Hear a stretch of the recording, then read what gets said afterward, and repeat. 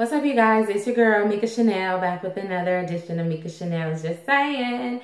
Okay, tonight we're talking about The Real Housewives of New York City, season number 7, episode number 17. I'm like, okay, how many episodes are we gonna have? I'm thinking maybe they're gonna pull it out to 20 episodes maybe, because I didn't hear anything in the previews for next week saying that it's going to be a finale. But you know what? I enjoy these ladies anyway. Like, someone said on Watch What Happens Live that this show is becoming like the Seinfeld of the Real Housewives franchise or whatever. It's like, you know, it's just a lot about nothing, but you can't help but to watch. You know, it's like kind of like, that's how I feel about this show. I mean, I just enjoy watching it, but I can't really explain why. Like, I mean, I don't know. I can't explain why in some kind of ways, but they really don't have, you know, they don't have a lot of like really good drama. Not necessarily really good drama. They just don't have a lot of drama. They don't have a lot of, I don't know. They're just living their lives, and it's I really enjoy watching the show. So anyway, episode number 17. It starts off with Dorinda and Carol arriving in London because, you know, Carol is going to pick up the ashes of her dead husband. Her husband's been dead at this point about 15 years. And I guess when he passed away, you know, he wanted to be cremated, and he wanted to be laid to rest in his church, which is in London. And so she took it to this one church, and then I guess that church, something happened to that church, and so then they moved it to a different church. And now the second church that they moved it to called Carol up and is like, well, we are going to be closing down. We're turning into condos. You know what I'm saying? So you're going to have to come and get this urn and your husband's ashes, and or else it's just going to be part of, you know what I'm saying, when they come out, the demolition crew comes out, this is going to be part of, you know what I'm saying, the wreckage. I'm like, wow, okay. They're turning the church into, it's like a Catholic church into condos. But okay, that's how they doing it in England. Anyway, so yeah, so Carol's just saying, like, you know, she's really nervous. She just doesn't know what to expect. First of all, she's saying she hasn't been to church in a long time, so she's not sure even how to address the father or whatever. You know, she's like, I can't call him by his name or whatever. What am I supposed to call him? And then, you know, on top of that, she's just, you know, really just having a lot of anxious probably feelings. And she says she's very nervous about, you know what I'm saying, you know, just going to pick up the urn and everything that it represents, you know what I'm saying, in her life. So yeah, but anyway, so after she goes, she talks with the father for a while. She, you know, saying gets the urn or whatever, and she's in the cabin. She's just, you know, getting really emotional. She gets back to the hotel. She's emotional, and she's saying like she wasn't expecting the kind of emotions that have come out. You know what I mean? She was, you know, it's been 15 years, and it's like things that she hasn't thought about in a very long time. She's now thinking about or whatever. So it's like pulling it out. But I mean, sometimes it's good to feel those feelings, you know, to feel connected to someone that you once loved. It's good to, you know, have those memories or whatever, as long as it doesn't pull you into a depression. And she doesn't seem to be that type of person. So I think it's good for her. Maybe it'll, you know what I'm saying, I don't know, ground her in some kind of way. But yeah. So, it's a cute little scene or whatever with her getting the urn. A little sad, but not, but more so I think it like shows her other side, because she's always showing this, you know, like playful, joking, you know what I'm saying, person that, you know what I'm saying, kind of like a she child, like a woman child, you know, like, you know, someone that hasn't completely grown up or whatever. So this kind of shows her other side. And then, you know, later in the day, I guess Dorinda comes over, and they have kind of like little snacks in Carol's room. And they just discuss like their dead husbands, and because they're both widows, Dorinda and Carol are both widows. And they kind of talk about, you know, the illness that their husbands both had, and how, you know, when their husbands passed away, they kind of felt a little bit of relief And not because, you know what I'm saying, their husbands had passed on and they were no longer in pain, but because, you know, kind of a relief of, you know what I'm saying, oh my God, I'm not going to have to get up in the middle of the night to run to the emergency room. I'm not going to have to worry, am I going to like doze off for a few minutes and then he passes away and I miss, you know what I'm saying, those last few minutes of his life. You know, just the stress, I guess, that you go through when someone is dying in front of you or whatever. So I thought that was very enlightening. The conversation for me was very enlightening. I thought it was very brave of them to talk about that on camera and talk about how, you know, people, you do have those emotions. And I'm sure a lot of people have those same emotions, but they're like, you know what I mean? They're scared to say it because they do. And both of them said they felt, you know, you feel selfish for feeling that way, you know what I mean? But we're human and we all have these emotions and we need to talk about them, you know? And so I thought that it was, you know, I like that they talked about that on camera and that they kind of brought that to light. But yeah, so they, I was going to talk about Sonia and Ramona because that came next, but I'm going to keep up with like Dorinda and Carol so I can just finish this out. Because really this episode was kind of just divided into two parts. It was Carol and Dorinda in London, and then it was Bethany's cocktail party where all the other ladies were. So anyways, yeah, so like I said, they were kind of, you know, just talking about it. And they also talked about how they're friends, you know, because they both had previously lived in London. You know what I'm saying? Carol was there, I guess, with her husband. And Dorinda, I think, was there without her husband. And also with her husband, she lived there. So, you know, so they kind of talked about that and talked about how their friends, even, you know, saying in the United States, you know, had a hard time adjusting to them dating other people. And, you know, the friends that knew them as a couple with their, you know, deceased husbands. So, you know, they kind of talked about that. And Dorinda said she lost a few friends because of that. You know, because I guess, you know, they didn't know how to, you know, what box to kind of put them in. So that's kind of sad, but at the same time, I can understand it. But they still have friends because they managed to get a few friends together to come. Y'all, my boobs are gonna pop out this dress, y'all. I told y'all I've been on this like little weight loss journey, and this is one of my dresses that I haven't worn in a while. It's not too bad, but I still feel like right here, like I'm gonna just bust out, you know. Anyways, I'm excited just to be back in this dress, you know. Anyway, I should stand up and show y'all, but I ain't gonna stand up. But yeah, I'm excited to be back in this dress. This is one of my favorite dresses that I haven't worn in like a couple of years, so I'm excited. Anyways, let's move on. So yeah, so they did manage to still keep a few friends in London because they ended up going to meet some of their friends for cocktails later. I think it was like the next day. Might have been like the night before they were leaving or whatever. I'm not sure, but it was like the next day. So it's no surprise that all of Carol's friends were men and all of Dorinda's friends were women.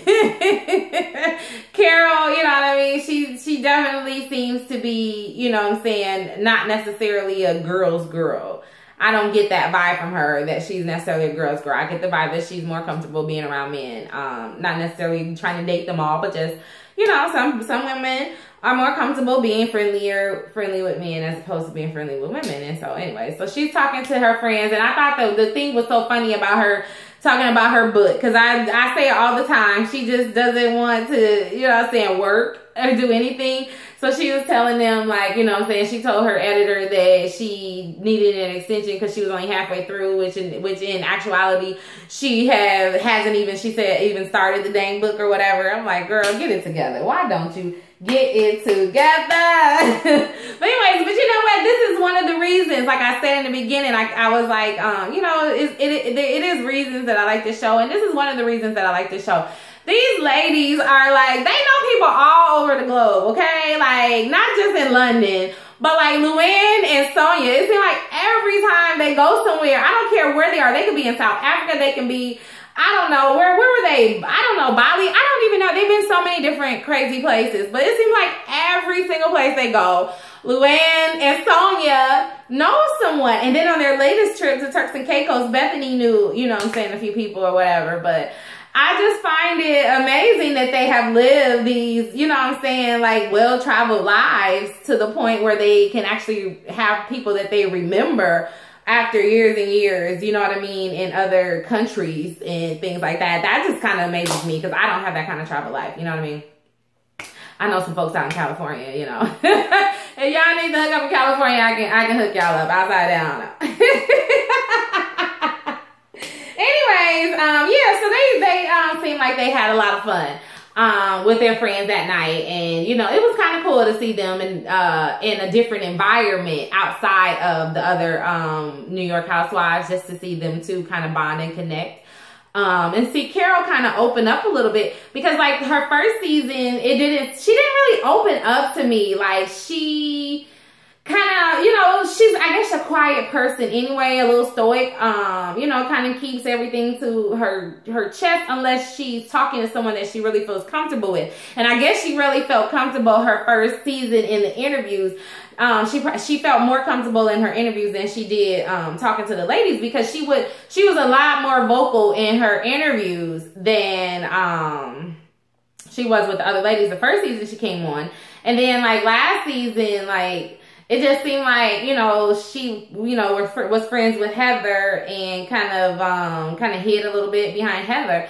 So anyways, it was just good to see her, you know, talk about her feelings and something real, you know what I mean, for a change, you know, and kind of bond with Dorinda. So I like that for Carol this episode.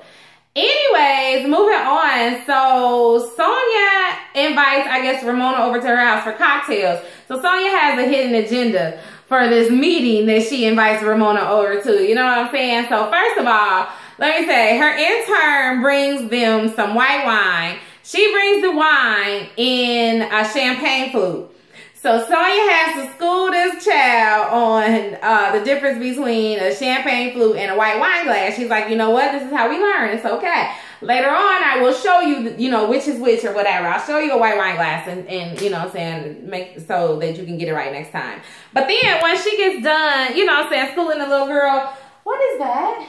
I thought I felt something crawling on me, but it was my my little belt. Anyways, what was I saying? Yeah, so once she gets done schooling the girl on the wine glasses, then she moves over to start schooling Ramona on one night stands and bringing them home when you're with your girlfriends on a girls' night. Sonia is hilarious. She's like, look, so you don't bring the guy in if you're in the beach house, okay? You do it on the beach. That's why they call it sex on the beach. You don't bring him inside. You know what I'm saying? Luann knows the rules. You know what I'm saying? I'm sure she had her guy out there and gone. So then Ramona's trying to say, you know, she didn't do anything with the guy in Turks and Caicos. She was like, he was just so drunk. Luann was with the other guy. She sent him up and went to bed or whatever. Like, it wasn't that deep. It wasn't that serious or whatever. But anyways, so Sonia's like, okay, well, whatever. If that's the story you want to go with, that's the story we're going to go with. But let me just tell you, the etiquette is, this is what you do. You do this, this, this, this, and this. And then another thing. And then when she's about to say this other thing, like her doorbell rings, and the cutest thing, Bethany sends these like really cute guys over with flowers and candy and an invitation to her cocktail party. I was like, oh my God, that was so cute. I thought that was the cutest thing, you guys. Anyways, and the guys are really hot too, weren't they? But yeah, I thought that was so cute. So anyway, so getting to the cocktail party, you know what I'm saying? Bethany's there. She's sitting there waiting on her cocktail because she has to have it specially made. She wants some cayenne pepper or some paprika or something, I don't know, around the rim of her glass, you know. So Kristen gets there with her husband, Josh, and Kristen is so excited that Bethany is giving her a warm welcome and, you know what I'm saying, making small talk with her, whatever. I think she's, you know, I think that Bethany's like, okay, she's been initiated now, you know what I'm saying? So I can, you know, move on. I don't need to, like, keep hazing her or anything, you know what I'm saying? I think Kristen, like, you know what I'm saying, shocked Bethany a little bit with that comment she made, well, when they were doing the jean decorating party, and she was like, well, who says I'm trying to be your friend at this point, you know? So I think, you know what I'm saying, I think Bethany is like, okay, she's cool, whatever. I can move on with her and maybe we can be a little friendly. Or it could have been like Kristen was saying, that none of the other ladies were there. So Kristen was the only person that she had to talk to. Now let me button this back up. Either way, I think Bethany does like Kristen. I don't think she has anything against Kristen or whatever. I think Kristen is just very overly sensitive. And I honestly don't really think she fits in all that well with any of the ladies, if you want to know the truth. I mean, she's cute, she's fun. Well, no, I'm not even gonna say fun. She's cute. She doesn't seem like she knows how to have a lot of fun. I don't know. She's a little boring, you know. Liven up, Kristen, liven up. You and your husband, because your husband seems to be so uptight. Maybe that's why you're uptight, because your husband's uptight. I don't know. Anyways, the party looks like it's a lot of fun. It's really, like, really great to see how far Bethany has come. You know, I've been watching this show for a very long time. Now, I didn't watch it the first season, but I did watch it the second season. And I did see a couple of episodes the first season, but I started watching it regularly during the second season. And, you know, Bethany, she didn't have a lot of money or whatever. She was, you know, running around. Remember, she was trying to sell her cupcakes in the grocery store, the Bethany Bakes or whatever, trying to get people to, you know, so just come and sample. She wasn't selling them. She was sampling them in the grocery store, whatever. Nobody was trying to eat no damn vegan cupcakes. The hell?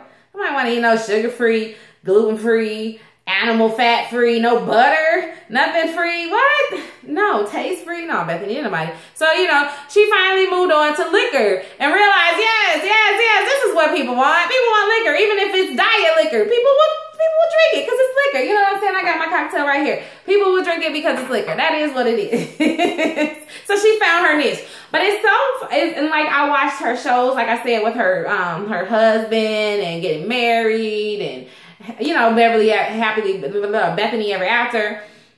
You know, it's just cute to see. I remember the episode where she got the email from, you know, saying that they were going to acquire, you know what I'm saying, the Skinny Girl cocktail brand, and the, you know, the excitement that she had when she saw how much money, and just saying, you know, Brynn will never have to worry about anything for the rest of her life as far as money, monetary, you know what I'm saying, needs are concerned. You know, it's just really cool to see how far she's come. You know, you can be proud of someone, you know, and it's kind of cool. I like it. Anyways,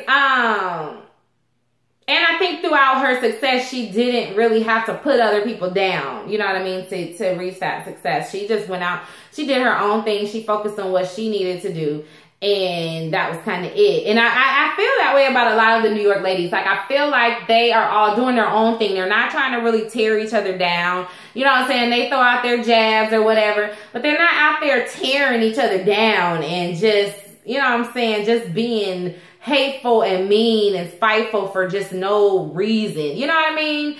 I don't get that from these ladies. You know what I'm saying? They all got their own thing going on, and it is what it is, you know? Anyway, so yeah, so let's move back to the party, back to the cocktail party. Like I said, seemed like the party was really, really fun. She's got the red all over the place. The ladies come and they're dressed in red, which is really cute. I like that Bethany has on a badass jumpsuit. Now, Bethany is known for wearing some badass jumpsuits, and I love, love, love. If y'all saw my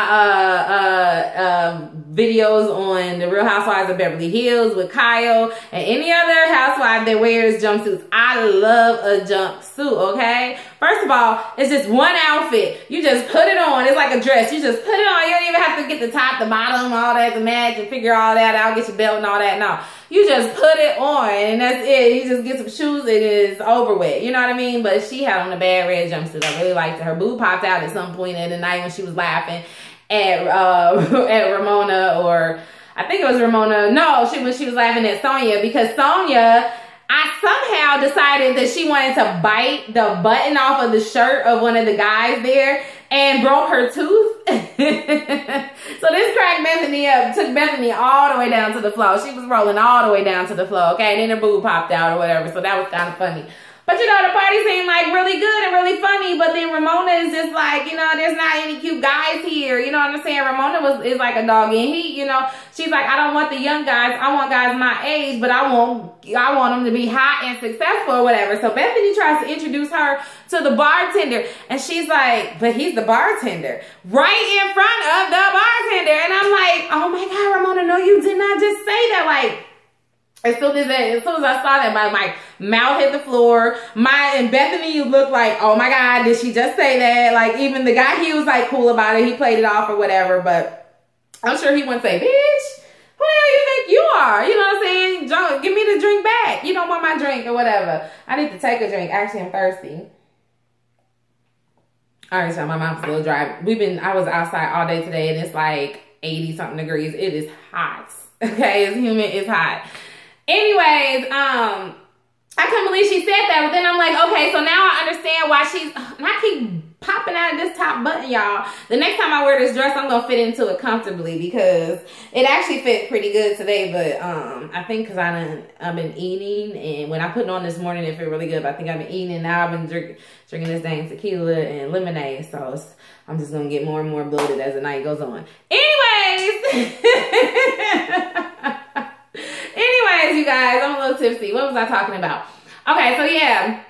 So Ramona is just like, she wants a successful guy. She doesn't want a bartender, you know what I'm saying? But that was just crazy. So now I can see how she can be friends with the chick. Remember from Ramona's party at her I think it's called A1 sports bar that she has. Remember the one chick that looked like she got leather on her face? And was like, those aren't our people. Talking about the people on the other side, I guess, because they had on like jogging suits and gym shoes and, you know what I'm saying? Those weren't her people or whatever. So now I can understand how she can be friends with a chick like that, because she gonna just bust out right in front of the man. But he's a bartender. Like, really? Oh my God. Okay. I mean, I understand you don't want a man that makes less money than you, but I mean, do you have to be rude about it? Really? Ramona, come on now. So anyway, so Ramona ends up leaving. She got the hell up out of Dodge. She was like, I'm finna go somewhere so I can find a man my age and take him home tonight. She needed to get some, and that was it. And even Sonya was like, she told Luann, but Sonya and Luann, you know, they were in heaven. They love younger men. So they had already hit the dance floor. Within a couple of minutes of them getting to the party, they hit the dance floor. And Sonya's like, hey, it ain't too late to get laid. Hey. Sonya is my girl. She is ready to party regardless. She is like, look, I came to have a good time. If you didn't have to come to have a good time, then you can go on over there, okay? Because don't bring that negativity over here, because I am always ready to kick it and have fun. That is Sonya. You know what I'm saying? I love that girl. She is hilarious. Anyways, that was pretty much the episode, y'all. Next episode, I think Sonya is having her fashion show, and it doesn't look like it's gonna go very well, but you know how they edit everything. So we'll see what really happens next week on that episode. That's pretty much all I remember from the previews for next week, but anyways, that's all I have for The Real Housewives of New York season number 7, episode number 17. I do know that they have already filmed the reunion, so I know that the finale should be coming very soon. Anyways, please like and comment on this blog. Please subscribe to my channel. Please share the video. And until next time, please stay safe, stay real, and stay tuned to Mika Chanel Is Just Saying. Yeah, I know I said that backwards. But anyways, bye-bye.